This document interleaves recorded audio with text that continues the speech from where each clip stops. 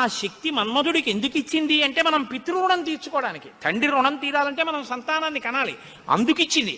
కాబట్టి ఇప్పుడు వివాహమైనటువంటి పార్వతీ పరమేశ్వరులు ఏకాంతంలో విహరిస్తున్నారు. వాళ్ళిద్దరూ అలా క్రీడించడం మొదలుపెట్టి 100 దివ్య సంవత్సరాలు పూర్తయిపోయాయి. వాళ్ళిద్దరూ ఏకాంతంలోంచి బయటికి రాలేదు, వాళ్ళకి బిడ్డ పుట్టలేదు. దేవతలందరూ కలుసుకున్నారు. పార్వతీ పరమేశ్వరులు ఇద్దరూ కనపట్టలేదంటే కొత్తగా పెళ్ళయింది కదా, 100 దివ్య సంవత్సరాల నుంచి విహారం చేస్తున్నారు. ఒక చిత్రమైనటువంటి ఆలోచన వచ్చింది వాళ్ళకి.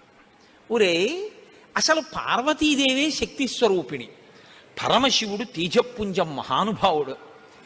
ఇప్పుడు వాళ్ళిద్దరి యొక్క శుక్రశోణితములు కలిస్తే, తేజస్సులు కలిస్తే, ఈ లోకంలోకి ఒక కొత్త ప్రాణి వస్తే అసలు అటువంటి భూతమును అంటే అటువంటి ప్రాణిని మనం చూడడం కుదురుతుందా? అది ఎంత తేజోవంతం